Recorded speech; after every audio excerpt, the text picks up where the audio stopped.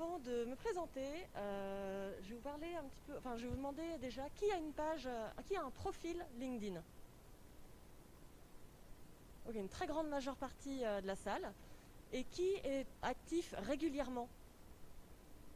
Ah, quand même, on va dire les trois quarts de l'assistance. Ok. Non, on t'a jamais vu Jean-Pierre sur LinkedIn. Ok. Donc LinkedIn, pourquoi et comment utiliser ce réseau?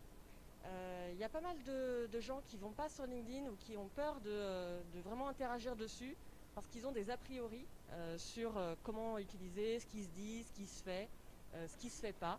Et du coup, ils s'auto-censurent. Et c'est quand même un peu dommage parce que c'est un super outil de visibilité. En quelques chiffres que j'ai recompilés hier, parce que les chiffres, ça bouge tout le temps. Ça, c'est les chiffres annoncés par LinkedIn. Il y a 22 millions en France profils enregistrés. Donc c'est quand même 70% des actifs. Donc une très large cible de personnes en activité. Là, la moyenne d'âge a beaucoup baissé. Avant, c'était plutôt 34-44 ans. Là, ça a bien rajeuni dans les 25-34. Les jeunes ont compris que là, il y avait les employeurs. Et vous avez peut-être déjà reçu des demandes de stagiaires, d'alternance, etc. Et ça reflète effectivement la présence des jeunes. Ah, effectivement, si on ne m'entend pas, ça va être compliqué. Donc ça reflète la présence des jeunes sur le réseau. Ils ont compris que c'était là qu'il fallait nous contacter. Et en termes de décision à l'achat, c'est-à-dire des décideurs qui vraiment ont envie d'acheter un produit, LinkedIn est devant Facebook. Par rapport à 5 réseaux sociaux, LinkedIn il est à 46% et Facebook est à 41%. C'est-à-dire que c'est majoritairement sur LinkedIn que les acheteurs, les décideurs vont faire leur achat, vont avoir un facteur confiance finalement. Donc c'est vraiment un réseau pertinent pour développer son business, principalement quand on est en B2B, c'est-à-dire qu'on s'adresse à des entreprises, mais ça se développe aussi en B2C, c'est-à-dire qu'on a un service en particulier, on peut quand même aussi se développer sur LinkedIn. Mais on sait que c'est plus pertinent quand on s'adresse à des entreprises. Là, c'est vraiment le réseau à pas louper. LinkedIn, auparavant, ça a été créé en mode recrutement. C'était un site où on faisait son profil, on remplissait comme si c'était son CV, et dans pas mal de l'inconscient collectif, c'est resté comme ça. On sait aujourd'hui que le réseau, il a évolué vers vraiment des interactions, et que c'est une manière vraiment de réseauter, et donc qui n'est pas uniquement destiné à des recruteurs. Donc c'est important de modifier son profil en fonction justement de ce nouvel état d'esprit qui est développé dans le réseau. Donc moi c'est Marie Baudrel, je suis consultante communication. Je m'adresse à des entreprises qui justement ont des problèmes ou des difficultés en tout cas à communiquer, à générer des interactions qui vont être constructives. C'est vraiment un gros challenge aujourd'hui. On a brutalement vu l'an dernier que oui, les interactions c'était important et qu'il y avait pas mal de gens qui étaient quand même en difficulté à savoir développer leur offre, la faire valoir, leurs arguments. Dans un milieu qui est très concurrentiel, il faut savoir se démarquer et c'est un enjeu majeur. Il y a la technique, donc sur les réseaux, sur le site web, le référencement naturel, etc. Mais il y a aussi, dans la communication, quand on prend la parole, il y a une dimension qui est humaine. Et ça, souvent, elle est négligée. On se renseigne sur plein de trucs, on se forme sur plein d'outils, on est au taquet, mais il y a quelque chose qui fait qu'on ne va pas se mettre en action. Donc c'est là aussi que j'interviens pour aller chercher les petits blocages et les faire sauter, comme par exemple des a priori, le syndrome de l'imposteur, etc. LinkedIn, pourquoi faire? Donc on a vu qu'il y avait du monde dessus. Qu'est-ce qu'on peut faire sur LinkedIn? Il y a aussi souvent pas mal d'a priori là-dessus. Et tout le monde est en mode... Il y a une espèce de... comment dire, d'idée collective que c'est uniquement pour faire sa promo. Et la vente en France, comment dire, les gens ils aiment pas trop se vendre. Donc ils ont du mal et c'est pour ça qu'ils n'interagissent pas. Je vais essayer de vous faire voir le truc un peu différemment aujourd'hui. Donc évidemment, c'est pour gagner en visibilité. Évidemment. C'est pour faire du réseau. du réseau, c'est quoi? C'est vraiment des interactions. Qu'est-ce qu'on fait quand on est en train de communiquer, quand on est en train de faire une vente? On est en train d'interagir avec une personne qui a des besoins. Et ça, souvent, on oublie aussi. On parlait de besoin de stratégie sur les réseaux sociaux tout à l'heure. Du coup, je vais commencer à manger un peu la partie. Parce que, il faut un peu sortir de son offre et s'intéresser à ce dont son réseau a besoin. En fait, si on veut vraiment l'impacter. Les gens, ils ont des besoins, il faut s'intéresser à leurs besoins et pas aux nôtres qui est de vendre. Ça, c'est une erreur majeure commise par plein de gens que j'ai faite en montant, bien sûr. Donc, il faut être alerte là-dessus et se dire, tiens, à quel besoin je réponds pour justement développer mon réseau. Ça sert aussi à faire de la veille. Alors, de la veille, il y a la veille concurrentielle. Qu'est-ce que font donc mes concurrents potentiels?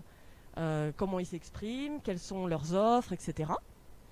Il y a la veille aussi sur les besoins du coup de ses clients, d'où la nécessité de bien connaître son persona, à qui on s'adresse. Et là, je vais faire une petite recherche et je vais regarder à quoi s'intéresse cette personne ou ce type d'entreprise. On peut faire de la veille comme ça sur LinkedIn. Et on peut faire de la veille pour soi-même, c'est-à-dire, tiens, je m'intéresse aux nouvelles techniques de communication, pour dire quelque chose, eh ben, je vais m'inscrire, je vais m'abonner à des entreprises dont c'est le métier et qui vont comme ça balancer des informations de temps en temps sur LinkedIn, qui vont apporter de la valeur, finalement, au fil d'actualité. Et moi, ça m'intéresse. Donc pour moi, par exemple, c'est un gros outil de veille sur ces 3 aspects-là dans mon activité. Et ça, on oublie. Il y a pas mal de gens qui sont vraiment en mode je communique, et il faut regarder un petit peu ce qui se passe autour. C'est un super outil. Si on utilise tous les aspects de LinkedIn, c'est vraiment très très riche. Donc je vais vous breaking news, c'est pas en 1 heure que je vais vous livrer tous les secrets de LinkedIn. Je fais une formation qui prend 2 demi-journées, donc je vais faire le principal. Et puis c'est aussi un service majeur pour trouver un emploi, puisque c'est l'historique de LinkedIn, mais également pour recruter. Recruter sur LinkedIn, notamment des profils cadres, etc. C'est pas sur LinkedIn qu'on va recruter a priori un maçon. On est plutôt sur de la population marketing, commercial, événementiel, des créatifs, il y a quand même un large spectre, le tourisme, etc. Mais voilà, des professions comme maçon, ouvrier, si vous êtes une agence d'intérim, c'est pas trop sur LinkedIn qu'il faut aller. Voilà. Mais c'est quand même un super outil de recrutement, du moment qu'on sait s'en servir, évidemment. Donc, les fonctionnalités, il y en a plein. Le b.a.-ba, c'est de commencer à faire son profil et de vraiment prendre le temps de le construire correctement. La photo, je vois pas mal de gens qui mettent leur logo en guise de photo. Quand on s'adresse à quelqu'un, quand je vais dans un club d'entreprise, je vais à Club Business Art, je rencontre Jean-Pierre, moi je me souviens de sa tête. Donc si derrière il me demande en contact et que c'est son logo qui apparaît, je vais me dire, si je ne me rappelle pas du nom, c'est qui cette personne? Donc je favoriserais plutôt votre photo que votre logo en photo de profil. Votre logo, si vous n'avez pas de page, vous le mettez en photo de couverture et c'est parfait. L'idéal, si vous avez une entreprise vraiment, notamment avec pignon sur rue et des outils de Visy, c'est de créer une page entreprise. Et là, effectivement, de mettre votre logo en photo de profil pour que vous soyez identifié, évidemment. Ce qui est super important également, c'est le titre. Il faut qu'il soit parlant. Si je mets Marie Baudrel, dirigeante de Marie Baudrel Corporation International, personne ne va comprendre ce que je fais. Donc c'est bien beau que je sois dirigeante, mais de quoi? Qu'est-ce que j'apporte comme service?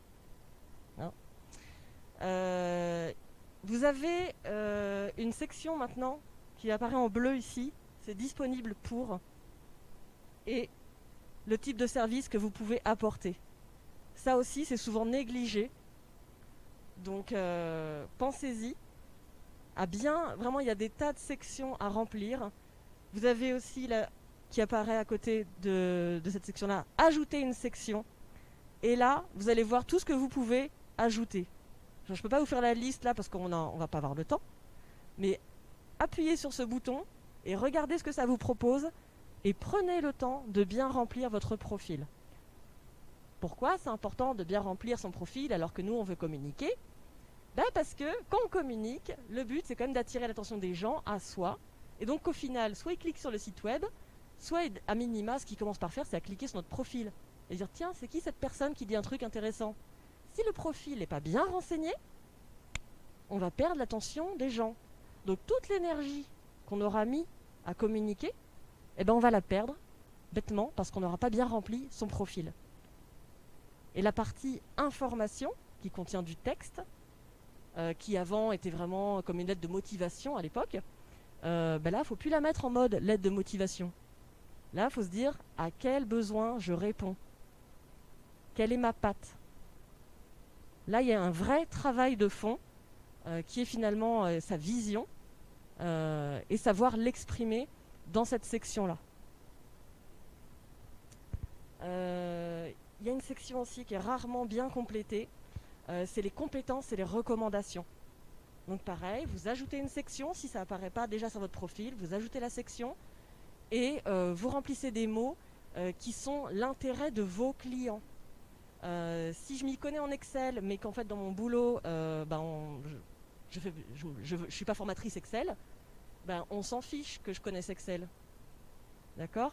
Il faut aussi éliminer toutes les compétences qui ne vont pas être une valeur ajoutée pour mon client. Et vraiment d'être sur qu'est-ce qu'on lui apporte. Et bien sûr, il y a la section recommandations. Donc on peut demander des recommandations à ses anciens clients, à ses anciens partenaires, fournisseurs, à ses anciens employeurs, bien sûr, à ses anciens collègues parfois aussi. Il n'y a pas que les clients à qui on peut demander des recos du moment qu'elles sont pertinentes. Si c'est votre cousin qui ne connaît pas comment vous bossez et qui veut vous faire plaisir, c'est pas la peine. Ça m'est arrivé de le voir également, donc je précise. Donc voilà, prenez bien le temps de remplir votre profil. Il y a plus de techniques que ça, mais il y a quand même un petit programme à respecter. Si vous avez des questions, n'hésitez pas à lever la main. À un moment, tu as évoqué les pages. Tu reviens dessus? D'accord. Parce que... Et oui, page, ça va être d'un intérêt... Magali, oui, une question? Ouais, intérêt confirmé. Ouais. Les autres fonctionnalités, donc, poster, réseauter. Quand vous postez, vous avez plusieurs options. Si vous cliquez sur créer un post, il y a des suggestions en dessous qui vont s'afficher et qui vont parfois vous proposer un petit visuel. Quand vous n'avez pas un visuel qui va accrocher l'œil, vous n'allez pas forcément percuter les gens. Donc c'est mieux d'avoir un visuel quand on fait un post. Et quand vous célébrez une occasion, quand vous offrez de l'aide, quand vous créez un sondage, ça dynamise votre publication et vous allez avoir plus d'engagement, plus de visibilité.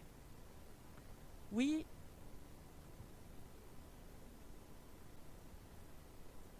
Quand on veut créer un post, alors ça m'est jamais arrivé de créer un post et de vouloir modifier l'image. J'ai jamais testé. On peut pas, ouais. Ouais. Si vraiment l'image elle est importante, dans ce cas-là, on supprime le post et on le refait. Il y a toujours une solution. Donc évidemment, il y a des techniques pour créer un post et ça prendrait du temps de tout vous exposer. Mais sachez qu'en termes de contenu, il faut que ça intéresse votre audience. Restez bien là-dessus. Qu'est-ce que je peux dire qui va être d'intérêt pour mon audience? Oui, Claire? C'était pas par rapport à la question que vous venez de poser à l'instant. Je voulais vous demander, quand on crée un post, est-ce que tout le réseau est au courant, est alerté en notification lorsqu'on crée un post? Ok, c'est une bonne question. La réponse est non. Parce que si à chaque fois que tout le monde crée un post dans mon réseau, j'étais notifié, je pense que ce serait un sacré bazar dans mes notifications. Par contre, il y a quand même assez de chances que mon post apparaisse, si on est en connexion, dans votre fil d'actualité. Beaucoup plus de chances que sur Facebook. Pourquoi ? Parce que sur Facebook, il y a 50 millions d'utilisateurs qui postent énormément, et de tout et de rien. Que sur LinkedIn, comme on l'a vu, il y a beaucoup moins de monde, c'est plus qualitatif, et tout le monde ne poste pas. Donc on a beaucoup plus de chances de rester dans le fil d'actualité longtemps sur LinkedIn, surtout quand il y a des interactions, que si je suis sur Facebook par exemple. Mais par contre, oui, à chaque fois que Marie Baudrel fait un post, tout mon réseau n'est pas notifié. Non, ce serait un sacré hasard. Pourquoi parfois on reçoit des notifications quand quelqu'un poste ? Parce que c'est possible qu'il ait mentionné votre nom ou une entreprise à laquelle vous êtes abonné. Généralement, c'est dans ces conditions-là. Ou alors parce que c'est un gros influenceur que vous suivez particulièrement. Et là, ça peut arriver effectivement qu'on soit notifié. Une autre question ?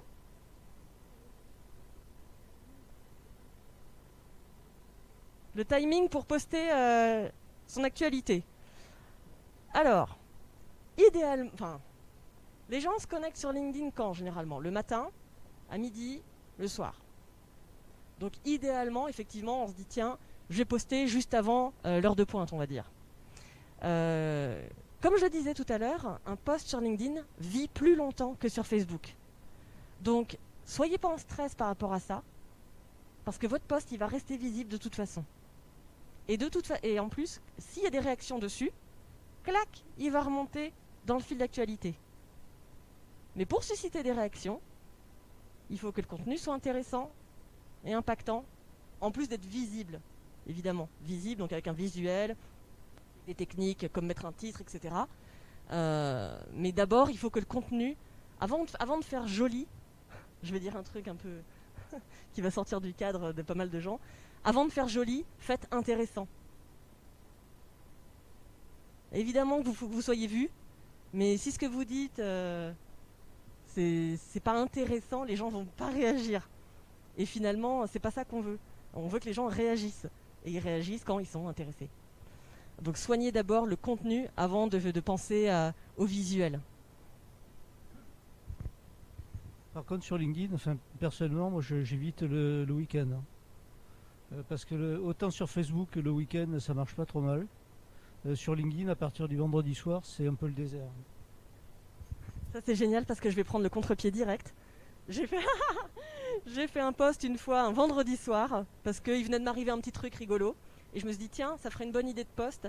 Et effectivement, c'en était une, parce que j'ai posté un vendredi à 18h, pas de bol. Et il a fait un sacré carton. Donc, vraiment, il n'y a pas de règle, en fait. Parce qu'il y a des gens qui se connectent, moi, sur LinkedIn, le week-end. Généralement, c'est plus facile, mais si tu fais un bon contenu, les gens, ils réagissent. Et du coup, ton post, il vit. Donc, on peut pas dire qu'il y a une règle. Et en plus, si tout le monde poste le mardi à 9h du matin, qu'est-ce que vous croyez qu'il se passe ? Se perd dans le fil de l'actualité. Si on dit à tout le monde, comme ça, et c'est 7 minutes à faire, on sort pas du lot. Et en fait, on perd en visibilité. Donc, les gourous qui vous disent c'est à 8h59 qu'il faut poster le mardi matin, et là vous êtes en stress, et comment je... Mince, il est 9h. Non, essayez effectivement de poster avant l'heure de pause des gens, mais c'est pas grave. En plus, il n'y a pas d'outil de programmation sur LinkedIn, c'est pas comme sur Facebook. Donc on peut pas se dire c'est bon, je fais ma publication maintenant, je la programme à 18h, peinard. Non. Donc, oui, mais sauf qu'à l'heure où vous devriez, entre guillemets, poster, vous n'êtes pas dispo. Ah mince, qu'est-ce que je fais avec mon post ? Postez-le. Il n'y a pas de drame en la demeure. Hein. Faut pas... Ça empêche aussi les gens, finalement, et ça enlève la spontanéité de se dire faut absolument que je poste à telle heure ou tel jour, alors qu'en fait, c'est ce jour-là qu'on est inspiré, et puis à 10h30 du matin. Eh ben, on le fait à cette heure-là, c'est tout. Quand on veut, j'ai remarqué aussi que il y a pas mal de gens qui me demandent en contact et ils me parlent jamais. Et du coup, je me dis qu'est-ce qui se passe ? Et je pense qu'en fait, ils sont juste intéressés par ce que je publie, mais ils veulent pas forcément entrer en contact vraiment avec moi. Dans ce cas-là, pour éviter de créer un petit peu, je parle un espèce de malentendu, tiens, qu'est-ce qu'elle veut cette personne ou quoi, on peut, donc là j'ai été sur un profil du coup qui n'est pas le mien, sinon ça marche pas, on peut suivre la personne.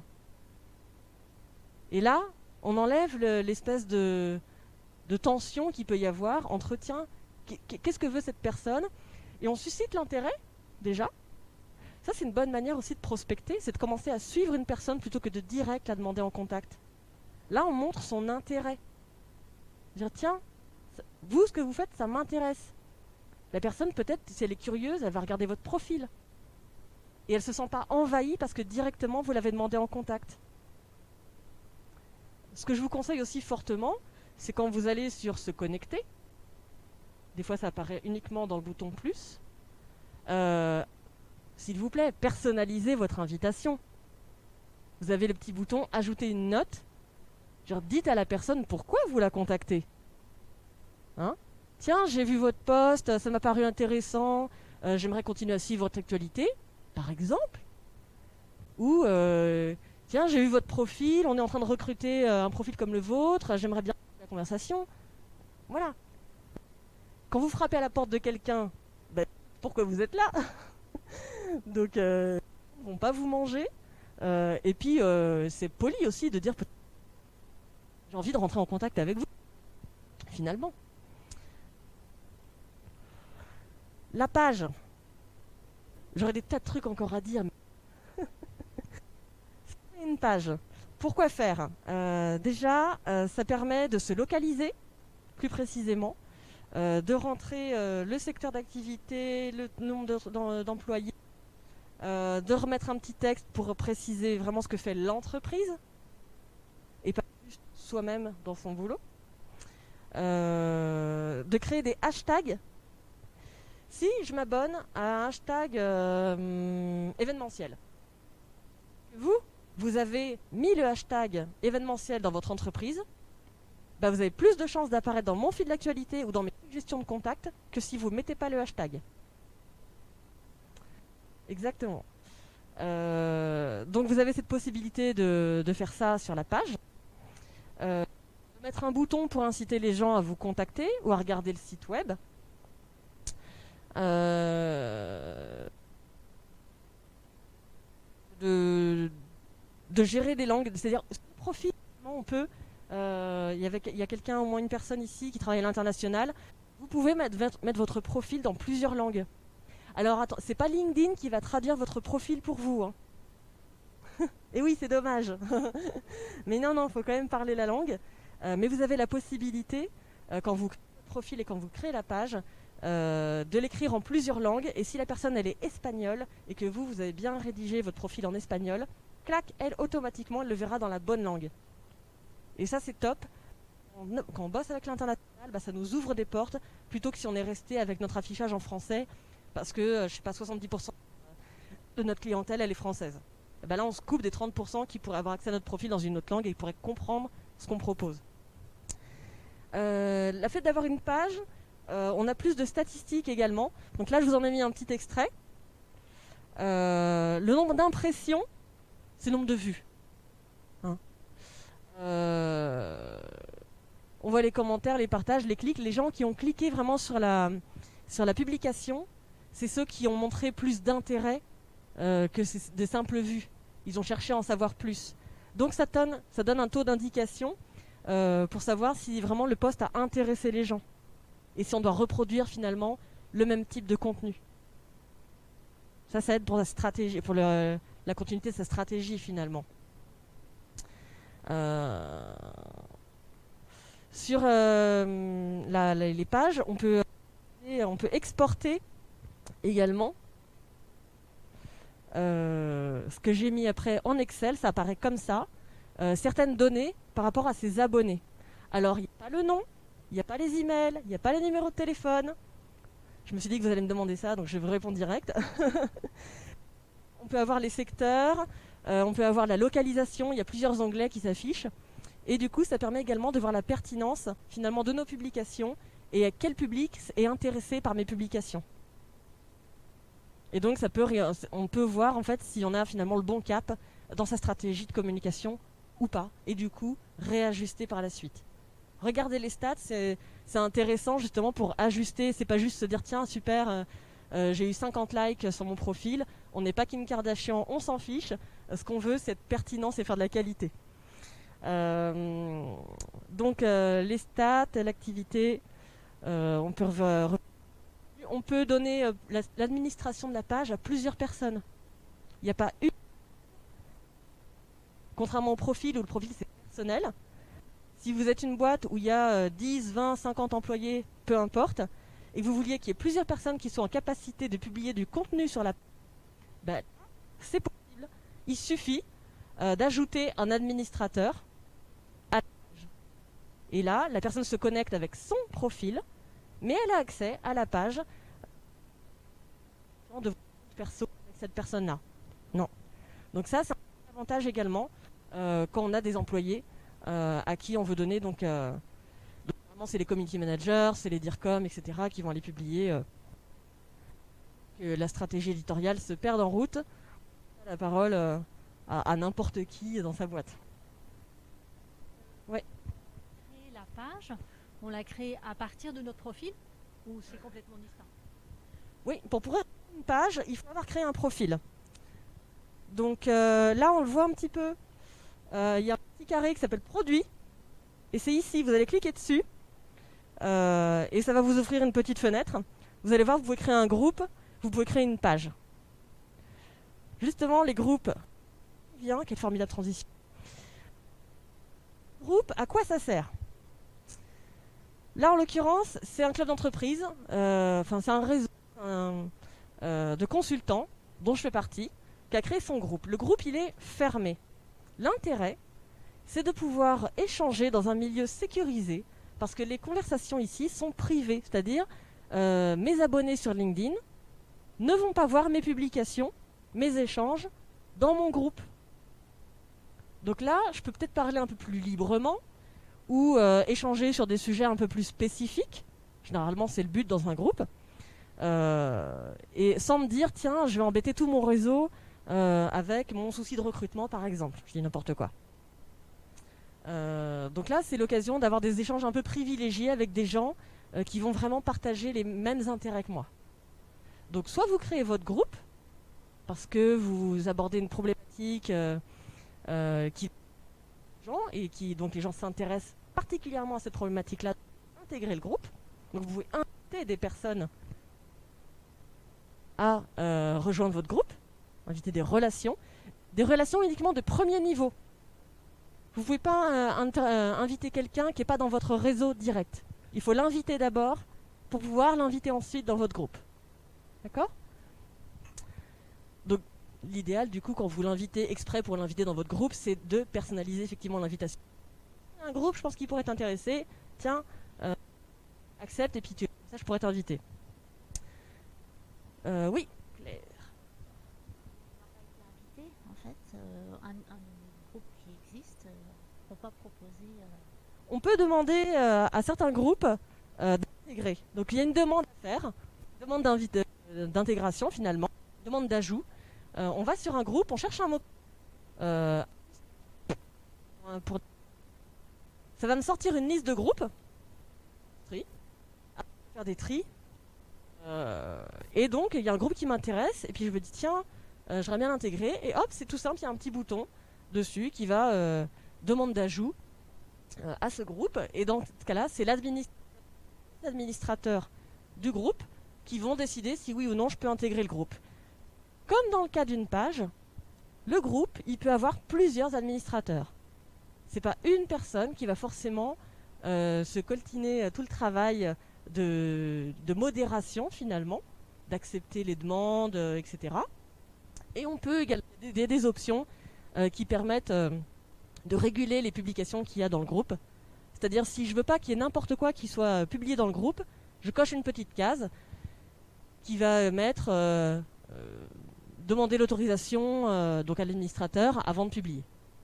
Donc à chaque fois que quelqu'un voudra publier sur mon groupe, eh ben, ça va apparaître dans mes notifications tiens, Claire veut publier tel post, je vais voir le post et je vais cliquer oui ou non pour qu'il soit publié effectivement dans le groupe. Ça, c'est une option. Moi, dans mon groupe, je sais que je peux poster comme je veux. Il n'y a pas de restriction comme ça. Et ça renforce le réseau vraiment. Hein. Quand vraiment on connaît les personnes, c'est une meilleure manière de créer du lien, plus que sur l'actu généralement. Quel rythme je vais? Il est que 9h19, j'étais super vite. Je me suis dit que vous allez être intéressé par les fonctionnalités premium et du coup je voulais quand même couper l'herbe sous le pied parce que je n'utilise pas premium. Donc je serais incapable de faire un atelier sur Prospectine. Je sais qu'on est au Mans, mais avant de rouler sur le circuit, on va rouler sur les routes départementales et nationales. Donc premium, c'est vraiment quand vous maîtrisez, à mon sens, déjà les différentes manières d'interagir, les différentes manières de demander des contacts, de publier, les techniques, c'est-à-dire les hashtags, les titres, qu'est-ce que je dis, comment je le dis, et puis que vous avez aussi levé vos freins perso, finalement, avant de vous attaquer à Premium. D'autant que Premium, c'est quand même un budget. Alors, il y a plusieurs types d'abonnements Premium. Il y en a qui sont spécialisés pour les recruteurs. Là, c'est plutôt celui pour les ventes. Donc, je vous ai juste fait un bête copier-coller de ce que vous pouvez voir quand vous cliquez sur les options. Vous avez des vidéos de cours en ligne. J'ai déjà pu en tester quelques-unes. Et effectivement, c'est pas mal du tout. Maintenant, je suis pas là pour faire la pub de LinkedIn. Quand on va sur YouTube et qu'on tape les mots-clés, on peut trouver du contenu similaire et de qualité également, gratuitement, sans qu'on ait à s'abonner à Premium. Donc c'est un plus, mais personnellement, je m'abonnerai pas à Premium pour ça. Des alertes, des infos, des listes de prospects, de comptes personnalisés, ça c'est pour plutôt exporter.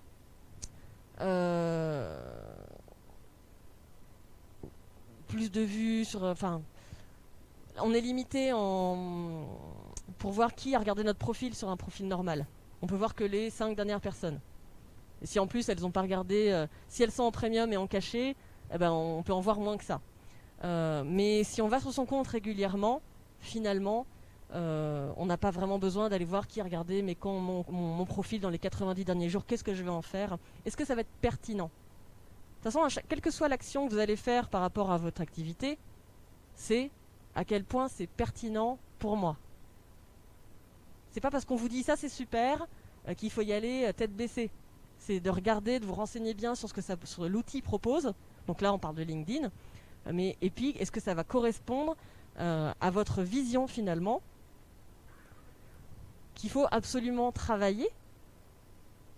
Ça prend du temps également de se poser, de sortir la tête du guidon.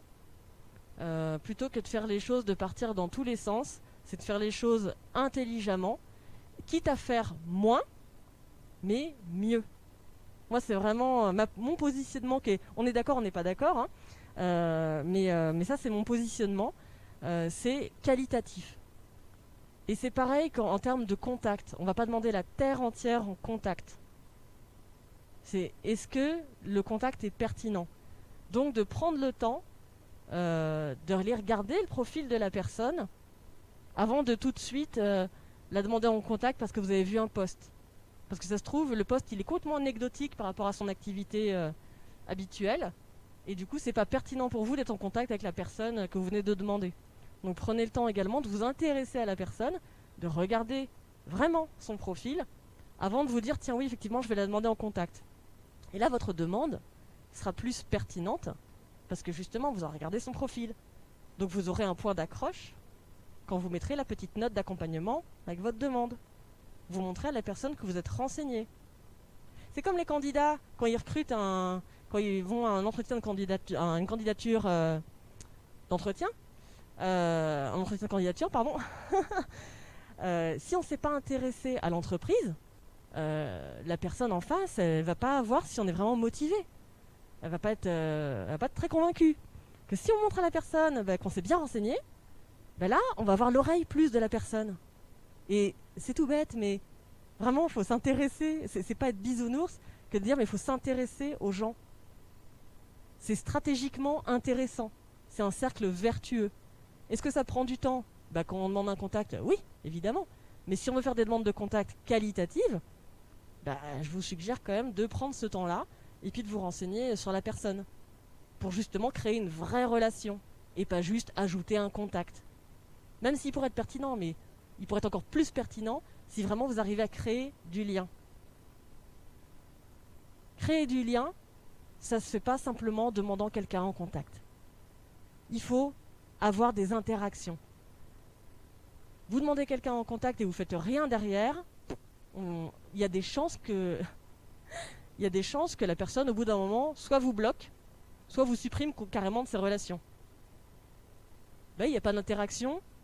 Surtout si vous êtes en mode auto-promo, la personne elle va pas trop aimer. Hein.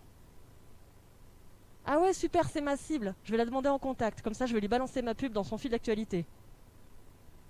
Mais moi, je suis la première. Si je vois au bout d'un moment qu'il n'y a pas d'interaction et que la personne voilà, réagit à aucune de mes publications, ben, je la supprime.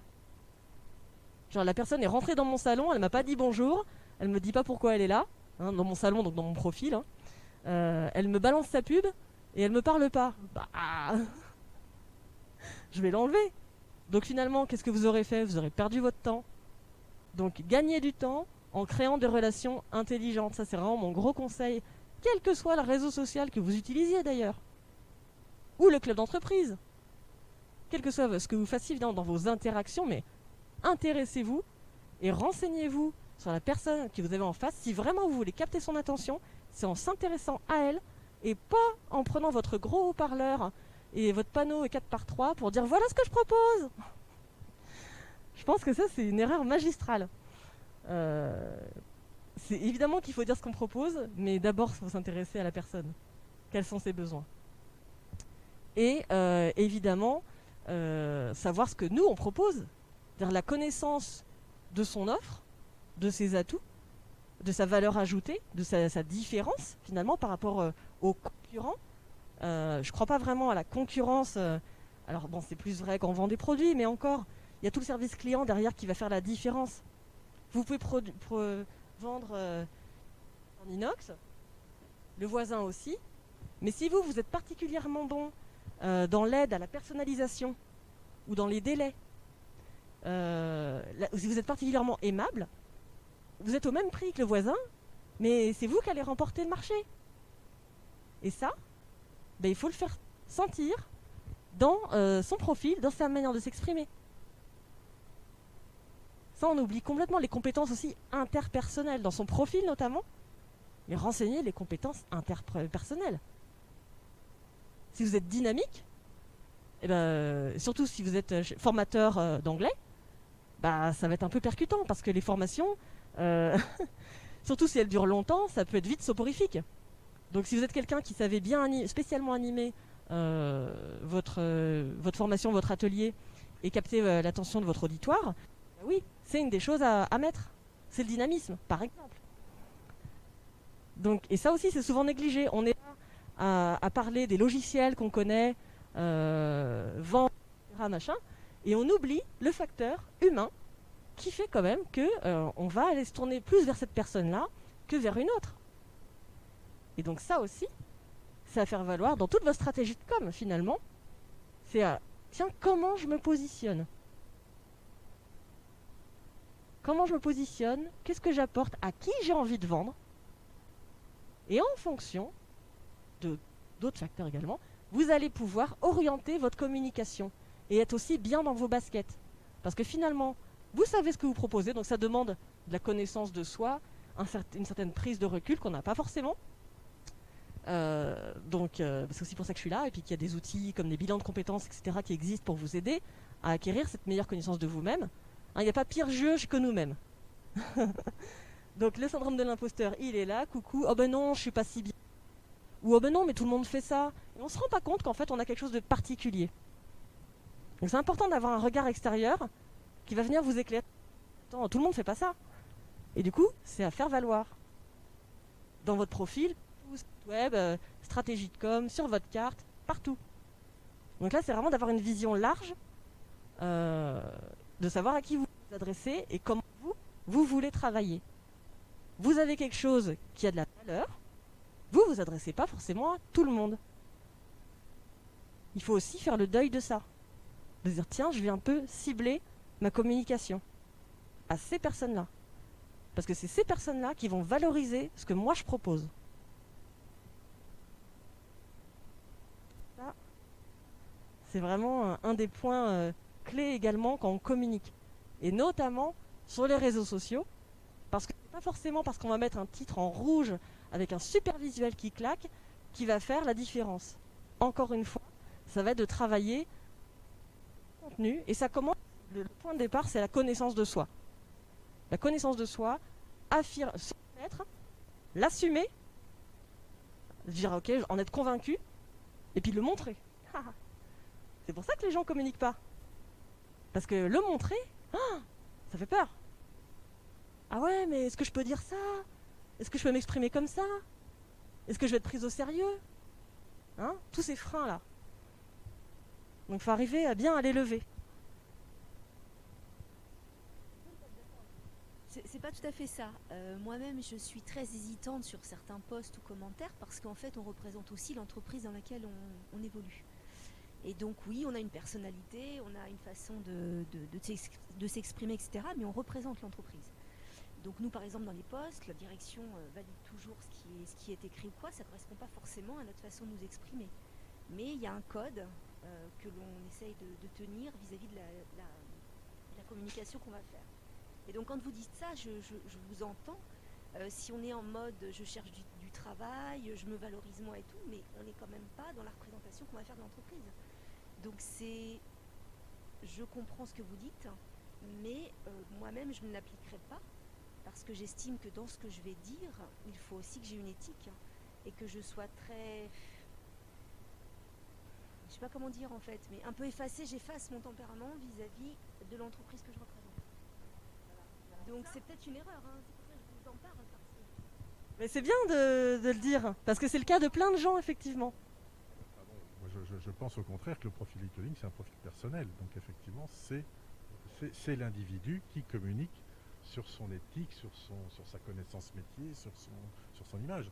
Moi, j'ai aucun filtre. Enfin, moi, je travaille pour un grand groupe international et j'ai reçu aucune consigne de quoi que ce soit de ma direction. Et je suis sûr que je suis suivi par des tas de gens dans le groupe, il n'y a aucun problème. Enfin, je veux dire, c'est ce que je parlais au début, c'est l'autocensure.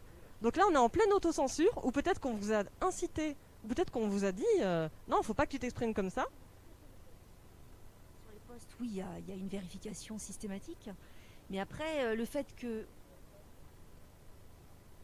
la page entreprise, mais du coup nous on la relègue sur nos pages personnelles et donc du coup on peut pas se permettre, enfin moi en tout cas je me permets pas de réagir comme je le ferais dans le perso sur Facebook ou d'autres sites qui me paraissent un peu plus personnels.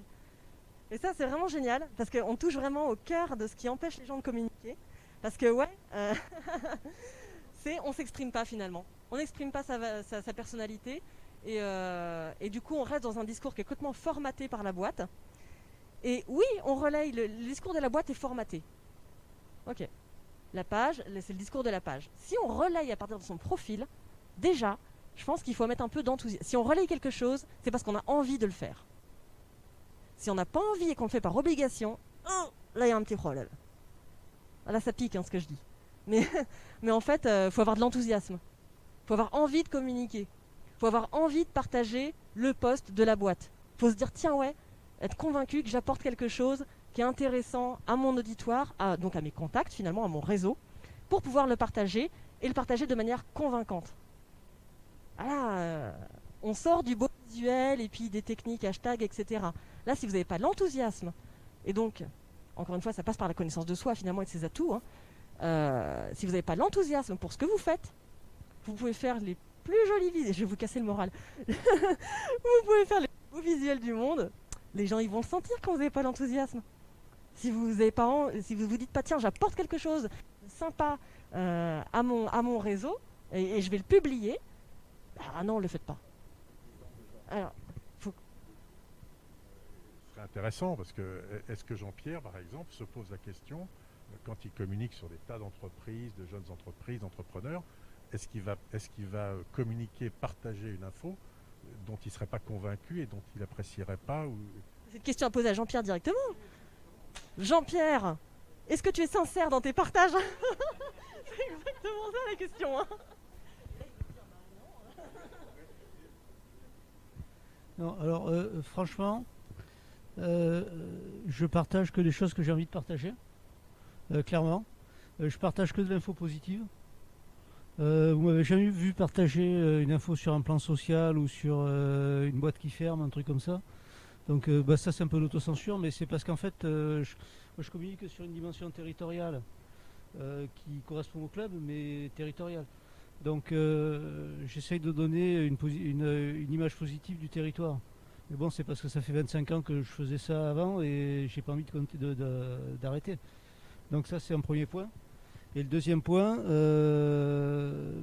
effectivement, quand je passe une info sur une entreprise, j'y mets un peu de moi-même avec une petite touche perso. Alors des fois, j'ai pas le temps, donc je fais juste un copier-coller des 2-3 premières lignes. Mais assez souvent, j'essaye de mettre un petit commentaire surtout quand il s'agit d'entreprises du club. Sur les entreprises du club, quasiment systématiquement, je mets un petit truc perso. C'est très rare parce que si je le fais pas, c'est que j'ai vraiment pas eu le temps. Mais sinon, systématiquement sur l'entreprise du club, je mets un truc perso. C'est vraiment ce que je conseille parce qu'il y a beaucoup de personnes qui font leur post sur leur page et ils la transfèrent simplement en disant rien du tout sur leur profil pour toucher plus de monde, ce qui est très intelligent parce que tout le monde n'est pas abonné à votre page. Mais c'est quand même intelligent de communiquer à partir de votre page, si vous en avez une bien sûr, plutôt qu'à partir de votre profil. Parce que ce qu'on veut quand même, c'est que les gens s'intéressent à la page, à l'entreprise. Donc, et puis sur la page, on va mettre des publications plus corporate, on va dire, que sur notre profil, on va s'exprimer sur plusieurs choses. On peut s'exprimer sur ses valeurs, on peut aller partager un besoin d'un de ses contacts, hein, donner des coups de main. Et donc là, ça ne touche pas l'entreprise. Donc je conseille effectivement de communiquer quand on a une page à partir de sa page, de relayer effectivement, je le conseille à partir de son profil, mais de ne pas faire effectivement, alors c'est une question de temps, mais c'est ça comme. Donc prenez le temps de faire votre communication, quand même. Donc faites pas juste copier-coller ou partager sans rien dire. Hop, c'est bon, j'ai partagé. Ben non, pourquoi vous avez partagé? Pourquoi? Qu'est-ce qui vous a donné envie de partager votre propre post? Qui vous voulez toucher? Ça, vous pouvez mettre une dimension plus humaine. Vous qui avez rédigé le post de la page, quand c'est vous qui le partagez avec votre profil, donc, ben, voilà, vous vous adressez à des personnes vraiment, avec votre personnalité. Donc moi, je serais plutôt pour mettre sa touche personnelle sans partir dans quelque chose de totalement délirant.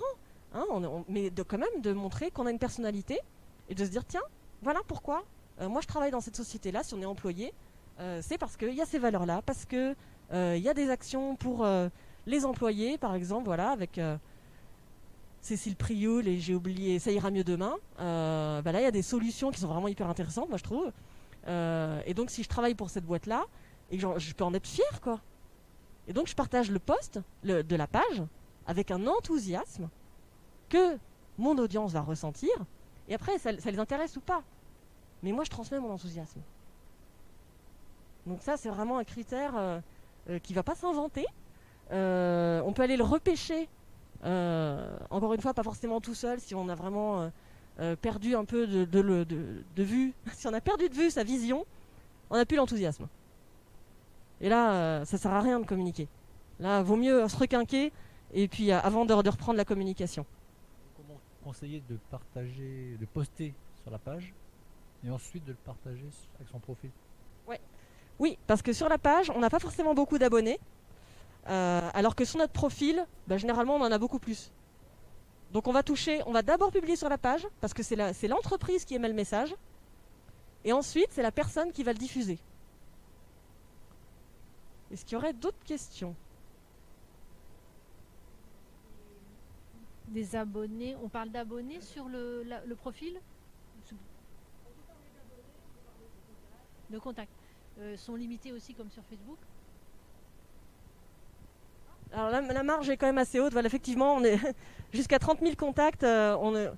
Et encore une fois, de temps en temps, n'hésitez pas, enfin, faut que les contacts soient qualifiés, soient qualitatifs. Donc n'hésitez pas, au bout d'un moment, à prendre le temps, et oui, il faut prendre le temps, de faire du ménage dans vos contacts. Si vous vous rendez compte que vous avez jamais interagi avec quelqu'un qui est en contact avec vous depuis, je sais pas, 1 an, et que ce que lui publie, et si en plus cette personne ne publie pas des trucs qui sont d'intérêt pour vous, supprimez-la de vos contacts, elle va continuer à apparaître dans votre fil d'actualité et à vous le pourrir. Donc c'est dommage parce qu'on va sur LinkedIn pour trouver du contenu de qualité. Ah oui, eh oui, eh oui. Et c'est pour ça qu'il faut publier soi-même du contenu de qualité. Donc quand on fait un post ou quand on fait un commentaire, pensez que votre réseau le voit. Quand on fait un commentaire sur Facebook, personne ne le voit, à part celui à qui vous avez mis un commentaire. Voilà. Ou si quelqu'un va vraiment aller cliquer sur commentaire comme moi je fais parce que je suis très curieuse. Mais sinon, ça ne va pas mettre une alerte, ça va pas mettre une alerte à votre réseau que vous avez mis un commentaire. Non. Ça va mettre une notification à la personne qui a publié le post. Que sur LinkedIn, quand vous mettez un commentaire sur un post, clac, vous apparaissez dans le fil d'actu. Même si c'est pas votre post, hein, c'est un commentaire que vous mettez, il remonte dans le fil d'actualité. Donc quand vous mettez bravo Mike pour ta nouvelle école, il n'y a pas que Mike qui va le regarder. Il y a tout votre réseau. Enfin, pas tout le réseau parce que l'algorithme fait que... Mais quand même une grande partie de votre réseau va voir votre commentaire. Bravo Mike, c'est quoi la valeur ajoutée? Quand vous voulez dire bravo Mike et sans valeur ajoutée, honnêtement, mettez-le plutôt en message privé. Et là, vous créez du lien plus qualitatif que de le mettre en commentaire. Et ça ne vous prend pas plus de temps. C'est aussi une manière de créer du lien, c'est d'aller envoyer des petits messages privés donc aux gens. Dans les notifications, vous avez dû voir de temps en temps, c'est l'anniversaire professionnel de Jean, ou Martin fête ses 10 ans chez BMW, ou c'est l'anniversaire de Carole. Et ben, clac, si vous dites tiens, Carole, je savais pas comment l'approcher, puis c'est un bon contact pour moi, ce serait une bonne prospecte. Tiens, c'est hop, la manière de l'approcher, ce serait de lui souhaiter son anniversaire. Ah Carole, on n'est pas beaucoup en contact, mais j'ai vu que c'était votre anniversaire aujourd'hui, passez une bonne journée. Et on est sympa. Et on est en train de prospecter en fait. Et tiens, est-ce que ce serait sympa de se boire un café, un de ces quatre? En plus maintenant on peut. En terrasse. Et voilà. Grâce aux notifications, on peut aussi trouver le moyen d'aller créer du lien avec les gens. Si on ne sait pas forcément quoi leur dire, ils nous ont demandé en contact ou quoi, et on n'a pas forcément tout de suite le sujet, les notifications vont nous permettre comme ça de créer du lien. C'est pourquoi c'est important de renseigner par exemple sa date d'anniversaire. Notre année de naissance n'apparaît pas. Donc voilà, pour les coquets, on est tranquille. Mais aujourd'hui, c'est l'anniversaire de Marie Baudrel. Là, ça donne une excuse à mes contacts de faire un petit coucou. Alors qu'ils n'auraient pas forcément osé comme ça, de but en blanc. Donc vous-même, pensez à renseigner ces critères-là. Est-ce qu'il y aurait encore d'autres questions soulevées? Je vais aller pour que tout le monde puisse entendre avec... Est-ce qu'en complément d'un post, comme on fait sur Instagram, on peut faire des stories sur LinkedIn? Oui, on peut faire des stories sur LinkedIn, comme sur Insta, comme sur Facebook. Même durée de vie, 24 heures. On peut taguer, donc identifier des personnes ou des entreprises sur le post. C'est pas aussi... Les fonctionnalités sont pas aussi jolies que sur Instagram, parce que c'est assez récent que Microsoft... LinkedIn appartient à Microsoft. C'est assez récent qu'ils aient mis cette fonctionnalité-là sur LinkedIn. Donc ça reste assez basique. On peut quand même mettre du texte. Mais oui, c'est un moyen, effectivement, d'apparaître dans le fil d'actualité donc de nos contacts s'ils regardent à partir de leur téléphone portable. C'est uniquement sur le téléphone portable qu'on voit la story des gens. Si je me connecte avec mon ordinateur, je ne verrai pas la story de Jean-Pierre. Elle apparaîtra si je regarde avec mon portable. Et tu comprends pas pourquoi? Parce que Microsoft n'a pas encore mis en place les trucs intelligents, je pense. Hein, tu vois, un jour ils vont se réveiller et puis ils vont le faire. Parce qu'effectivement, c'est un atout, les stories. C'est assez peu utilisé, en plus. Surtout sur LinkedIn, c'est assez peu utilisé. Donc si vous postez une story, bah, elle a plus de chances d'être vue que sur Facebook, sur Insta. Donc qu'est-ce que je mets en story? Évidemment, comme c'est éphémère, je vais plutôt mettre quelque chose d'anecdotique.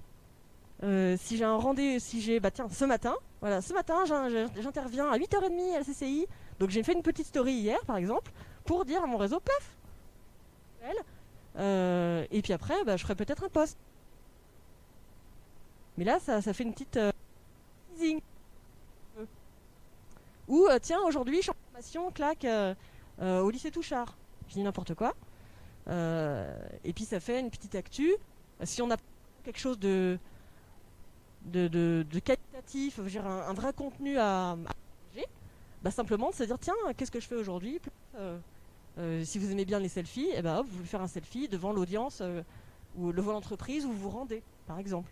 Ou tiens, je vais chez mon fournisseur, c'est un super fournisseur à Champagné, c'est que des matières françaises. Par exemple. Vous voyez, ça c'est une idée de story. Donc ça c'est une histoire de créativité après, puis ça se travaille, vous pouvez vous faire conseiller, évidemment, pour justement avoir des idées de story. Mais oui, les stories sur LinkedIn, il y en a, et en plus, il n'y en a pas beaucoup, donc là c'est vraiment le créneau sur lequel on peut se positionner et on gagne en visibilité. Évidemment, en termes de visibilité, c'est mieux de faire une publication que de faire un commentaire, même si je vous ai dit qu'un commentaire, ça vous rendait visible. Le mieux, c'est quand même de partager et de mettre un commentaire dans le partage, de dire pourquoi on partage, ou de faire du contenu natif, c'est-à-dire de poster, de créer du contenu dans un post. On a atteint l'heure? Il reste un quart d'heure, c'est formidable. C'est parce que je parle beaucoup trop vite. Je suis obligée de meubler.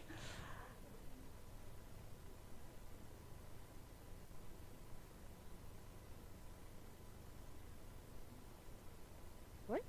Alors, j'ai une question. C'est clair? Vous parliez de durée de vie, c'est la durée de vie d'un post qui dure 24 heures, c'est ça? C'est la story qui dure 24 heures. Un post, ça a une durée de vie beaucoup plus longue. Enfin, ça a une durée de vie beaucoup plus longue. Et techniquement, quand on va sur le profil de quelqu'un, on va voir vous pouvez cliquer sur voir toute l'activité. Et là, vous allez voir tous ces posts. Vous pouvez trier par toute l'activité, trier par les articles que la personne aurait éventuellement publiés, ou trier par ses posts. Donc dans les posts, vous allez voir les partages aussi, et les posts natifs. Donc vraiment le contenu qui a été créé par la personne. Et là, vous pouvez faire défiler, vous retrouvez les posts de la personne. Et c'est une bonne manière de voir qu'est-ce qu'elle partage, qu'est-ce qu'elle a envie, comment elle le partage, et de voir effectivement si c'est un bon contact pour vous. Par exemple. Avant même d'accepter aussi un contact. Il y a des infos sur l'algorithme qui gère les posts sur LinkedIn, parce que j'ai l'impression que les posts sur LinkedIn durent très longtemps. Enfin, il y en a certains qui disparaissent assez rapidement et d'autres qui, au contraire, continuent à monter. On n'a pas le même sentiment éphémère qu'on a avec Facebook. Ça, clairement, c'est ce que je vous expliquais aussi au début, ou au milieu. Sur Facebook, il y a tellement plus d'utilisateurs qui postent beaucoup plus souvent. Et en plus, il y a plein de pubs. Il y en a aussi sur LinkedIn, mais il y en a quand même beaucoup plus sur Facebook, je trouve. Donc effectivement, notre post sur Facebook, il va plus se perdre dans l'algorithme que plus on a de réactions, donc d'où l'intérêt de créer du contenu de qualité. Plus on a d'interactions sur notre post, plus il remonte dans le fil. Déjà, plus il remonte dans le fil, donc déjà pour nous. Et en plus, à chaque fois que quelqu'un va commenter ou mettre une réaction sur mon post, son réseau, une bonne partie de son réseau, va le voir. Donc j'étends ma visibilité, mon post remonte dans le fil, et en plus, il est mieux visible parce qu'il y aura des gens qui auront réagi dessus. Et même un like sur un post LinkedIn, ça le rend visible auprès du réseau de la personne. Que ça, sur Facebook, non.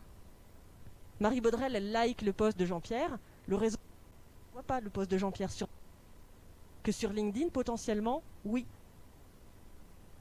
Après, et du coup, je vous invite à réagir avec parcimonie sur LinkedIn.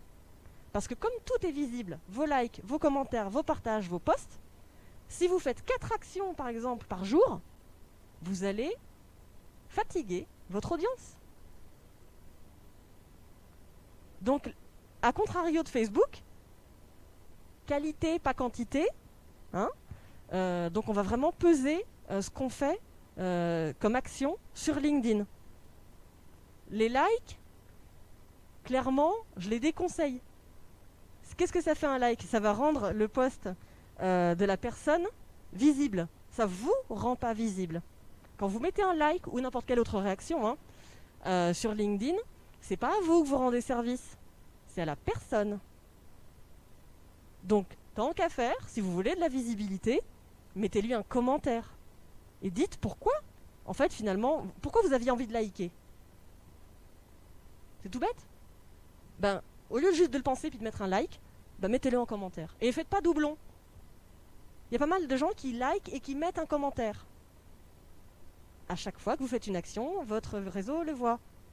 Donc si Marie a liké le commentaire et Marie a répondu au commentaire, et finalement c'est le même contenu qui apparaît dans le fil d'actualité de Jean-Pierre, et Jean-Pierre dit c'est bon, hein, qu'est-ce qu'elle fait Marie? Elle n'arrête pas de réagir à des tas de trucs, c'est le même contenu que je vois à chaque fois, comment ça se passe? Non, faut vraiment se dire, tiens, avoir cette stratégie et cette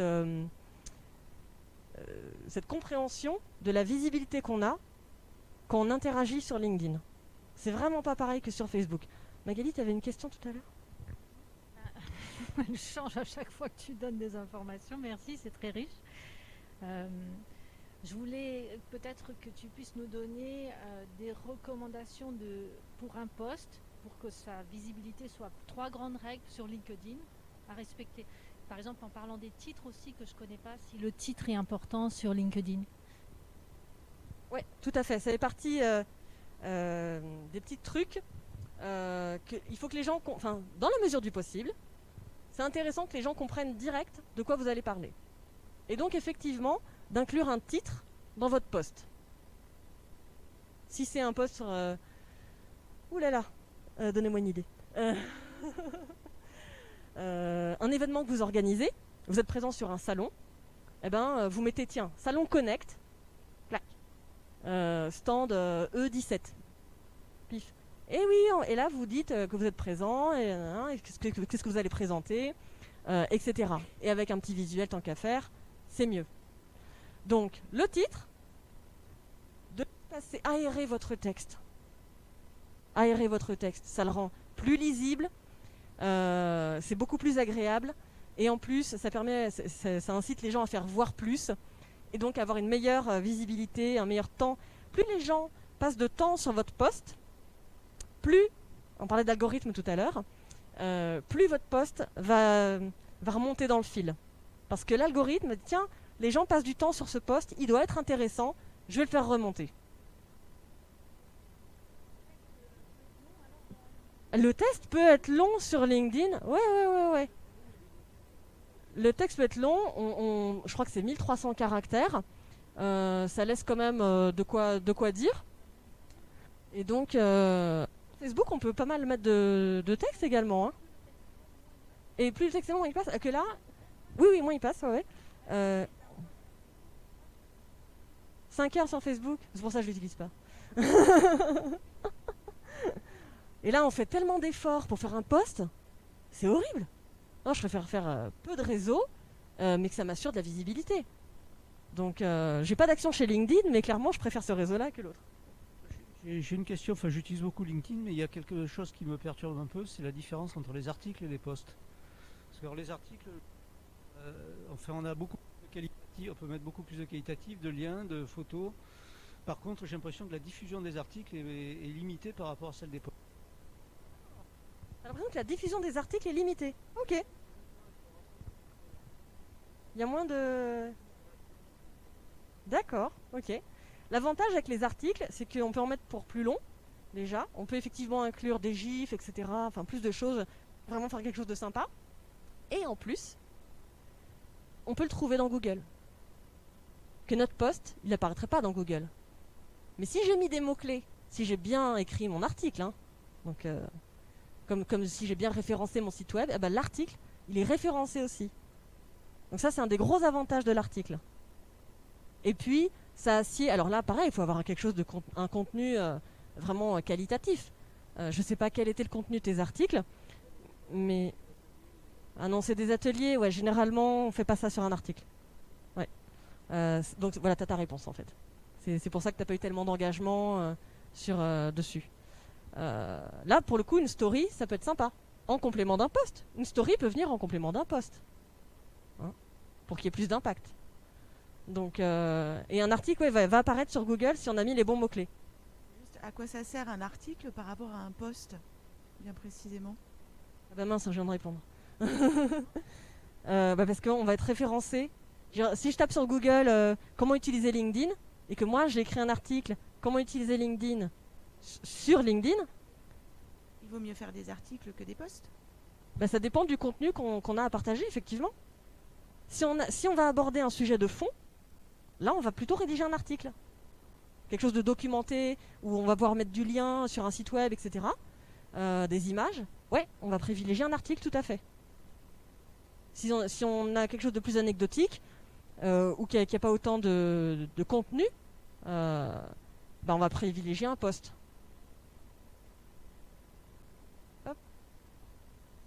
De novice, quand on publie un post à partir de sa page, donc il est publié sur le fil d'actualité, et après le fait de le partager, de partager soi-même son post auprès de son réseau, donc j'ai bien compris qu'ils ne recevaient pas de notification, mais qu'est-ce que ça ajoute au fait qu'il est déjà publié sur le fil d'actualité et visible par tout le réseau? Alors, un post, il est visible si les gens sont abonnés à notre compte ou si les gens sont abonnés à notre page. Et on a beaucoup moins de personnes qui sont abonnées à notre page qu'à notre profil. D'où l'intérêt d'aller le reposter à partir de notre profil. On va toucher plus de monde. Donc ça, c'est vraiment l'intérêt, effectivement. Et pourquoi, du coup, on ne publie pas directement sur le profil? Parce que si on a une page, ça assied une certaine crédibilité, finalement. Ça va être l'endroit où on va mettre son logo, où on va mettre son slogan, etc. Et puis, on peut avoir accès à des stats, comme je le disais tout à l'heure, qui sont plus approfondies qu'à travers son profil. Donc, il y a un intérêt à avoir une page. Maintenant, personnellement, j'en ai pas. Voilà. Moi, je me contente des stats de mon profil. Mais c'est une option. Même si je fais pas tout, je me dois quand même de vous expliquer que les pages c'est intéressant, que ça peut avoir un intérêt pour vous. Alors c'est vous qui jugez si vous effectivement vous trouvez votre intérêt ou pas. Je vais aller voir le monsieur au fond, je l'ai pas encore vu. Un article de presse, c'est plutôt dans un article ou c'est plutôt dans un post ou qui parle de moi et qui parle de mes activités Relayer un article de presse, on va plutôt privilégier le post. Donc copier, coller, mettre le lien. On peut également l'intégrer, alors ça je vous le conseille fortement, on peut l'intégrer à son profil. Quand vous êtes dans votre profil, vous faites ajouter une section et vous avez la partie qui s'appelle notre sélection. Là vous pouvez ajouter des médias. Donc des médias, ça peut être un PowerPoint, un PDF, ça peut être votre site web. Et ça peut être donc un article de presse. Et là, la personne qui va sur votre profil, hop, elle voit dans notre sélection qui apparaît en gros en plus, pif, l'article de presse qui a été fait. Donc l'article de presse, il est vu par le post que vous avez publié, et il reste sur votre profil, si vous l'avez ajouté à notre sélection, il va rester sur votre profil ad vitam aeternam. Donc il aura une durée de vie très longue. Si vous rédigez un post particulièrement intéressant, où là vous vous dites, vous voyez qu'il y a des réactions dessus, mettez-le dans notre sélection, la partie notre sélection. Parce que s'il intéresse plein de monde, il va potentiellement intéresser de nouveaux visiteurs qui vont aller sur votre profil.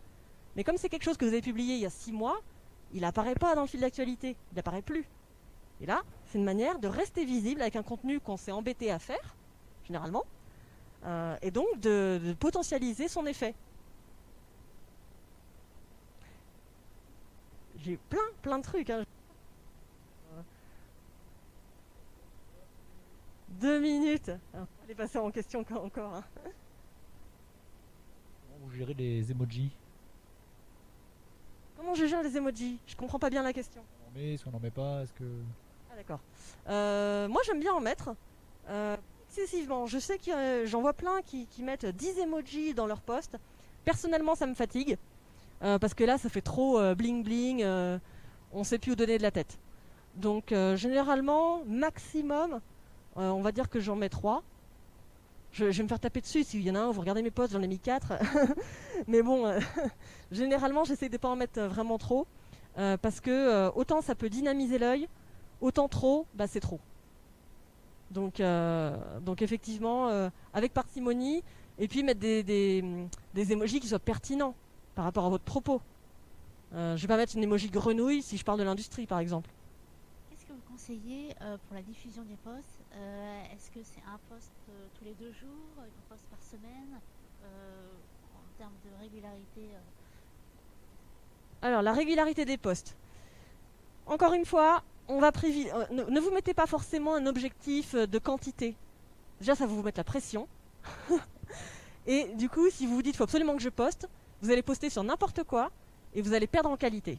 Vraiment, exprimez-vous quand vous avez quelque chose à dire. Hein, ça, c'est la règle d'or. En tout cas, c'est la mienne. Moi, un post ayant une durée de vie assez longue sur LinkedIn, surtout s'il y a des réactions, on n'est pas obligé de poster aussi souvent que sur Facebook. Clairement, un post par semaine, ça suffit, mais largement, à vous rendre visible. Largement. Et l'important, c'est d'être régulier. Donc, dans sa visibilité. Et ça peut, des fois, vous n'avez rien à raconter, ça m'arrive à moi, bah, je fais des commentaires. Alors là, j'entends aussi, oui, mais LinkedIn, c'est chronophage, alors il va falloir passer vachement de temps là-dedans. Moi, qu'est-ce que je fais? J'ai l'application sur LinkedIn. Qui a l'application LinkedIn sur son téléphone? Ok, quasiment tout le monde. Les 3/4, on va dire. Un bon 3/4 de la salle. Bah ça, c'est hyper pratique. Vous avez l'application, vous avez les notifications dessus. C'est-à-dire quelqu'un vous envoie un message, vous allez être beaucoup plus réactif que si vous vous dites, tiens, il est midi, je vais me connecter à LinkedIn. Ouais. Mais si c'est une demande un peu urgente ou quelqu'un a besoin vraiment d'un prestataire ou quoi, ou d'un produit, et ben là, vous allez louper le coche parce que lui, il en a contacté 3 autres. Par exemple. Je vous mets la pression. Donc vraiment, si vous voulez vraiment développer votre communication et les interactions sur LinkedIn, vous mettez l'application sur votre téléphone et ma petite routine du matin, c'est, hop, je regarde, généralement j'ai des notifications, donc je regarde ce que c'est. Regardez régulièrement vos notifications. Ne passez pas à côté d'occasion d'interagir avec les autres. C'est dommage. Notre business, il se fait parce qu'on interagit. La vente, c'est de l'interaction. Donc si vous n'interagissez pas vraiment avec les gens, hein, si vous n'êtes pas dans un dialogue, il ne va pas se passer grand-chose. Donc je regarde mes notifications, et ensuite, je regarde mon fil d'actualité, et je fais défiler. Je fais défiler 5-10 minutes, selon le temps dont je dispose, mais tous les matins, je fais ça. Comme ça, ça me permet de me tenir au courant de ce que fait mon réseau, de ce qui se passe, et puis, éventuellement, de réagir dessus, et donc, de maintenir le lien. Parce que j'ai envie, donc d'être naturellement sympa, finalement, avec les gens de mon réseau, parce que quand je leur mets un commentaire, eux, ils savent généralement que mon réseau, du coup, le voit. Donc, ils savent que je leur rends service. Et en même temps, je me rends service à moi parce que je me rends visible. C'est un cercle vertueux. Quand on met un commentaire ou quand on partage l'actu de quelqu'un, on est dans un cercle vertueux. Je me rends service, je te rends service. Mais je te rends service en disant quelque chose de pertinent. Et je me rends service en disant quelque chose de pertinent, toujours. Donc on va essayer de montrer son expertise dans son commentaire. Ou de dire, tiens, pourquoi l'écologie, par exemple, l'autre fois je vois un système avec des bulles d'air pour remonter le plastique, j'ai trouvé ça génial. Bon, c'est pas du tout mon domaine, hein. Mon domaine c'est la com, c'est la vente. Voilà. Mais j'ai réagi dessus parce que ça fait écho à mes valeurs. Et vos clients ont des valeurs, c'est des gens. Ils ont des valeurs aussi. Et outre le facteur sympathie que vous pouvez avoir, eh ben, les valeurs que vous partagez vont être créatrices de liens. Mais si vous ne montrez pas vos valeurs, ben, vous vous enlevez l'opportunité de créer du lien avec quelqu'un qui aura les mêmes valeurs que vous.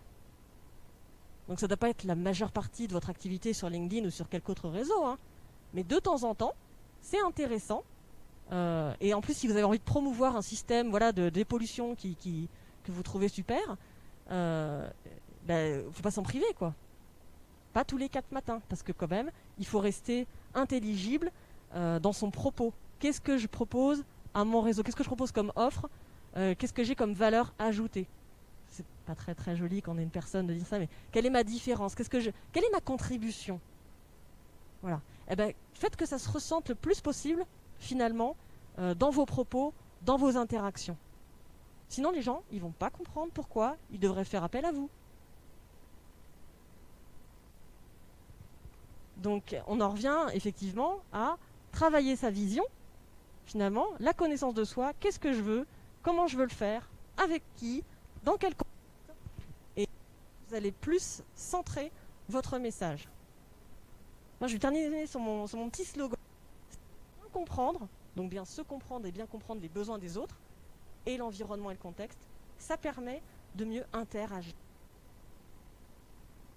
Voilà. Si vous me contactez, il y a ma petite coordonnée ici avec ma bouille sans mon masque. Moi, j'étais ravie de partager ce moment avec vous. Est-ce que le président a un mot de la fin?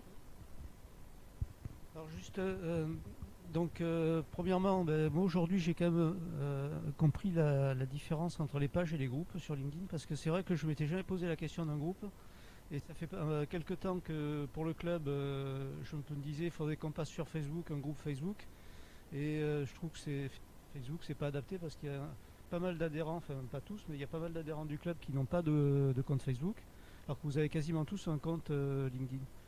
Donc je pense qu'on va un groupe privé, parce que je veux pas un groupe public bien entendu, parce que sinon c'est une page.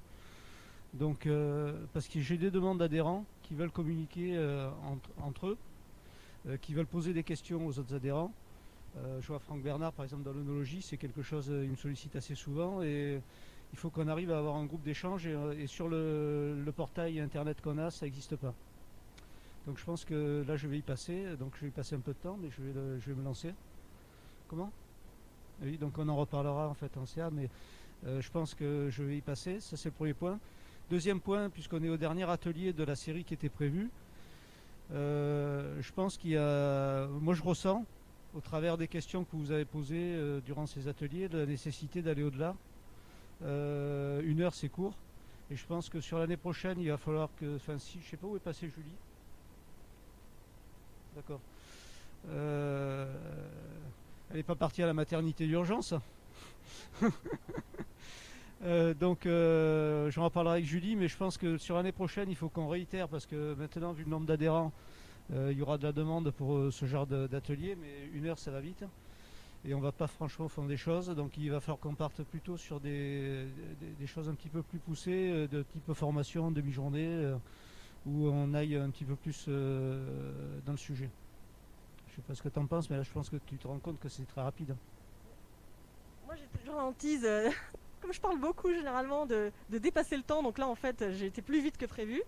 Mais effectivement c'est un sujet qui est tellement large, parce qu'il y a encore une fois différentes dimensions. Il y a la dimension humaine, et lever les blocages, etc., bien comprendre l'intérêt, la communication, lever l'enthousiasme, et puis après la technique, que effectivement 1 heure, 1 heure et demie, c'est relativement court. On parle de choses que certains connaissent, mais d'autres pas forcément. Créer une page, créer un compte, faire un post, ça peut paraître tout simple quand on a l'habitude de le faire, mais quand on ne sait pas le faire, je pense qu'il y a aussi un petit peu de pratique à mettre en œuvre, et là c'est plus de la formation que de l'atelier comme ça où on balance de l'info. Donc je pense que pour 2022 on passera à une étape supérieure qui sera un peu plus formation. Voilà. Je vous remercie, et puis bonne semaine pour ce qu'il en reste, la moitié. Et puis merci Frédéric de nous avoir accueillis, et puis merci pour j'anticipe sur les prochains et sur les prochains accueils. Merci.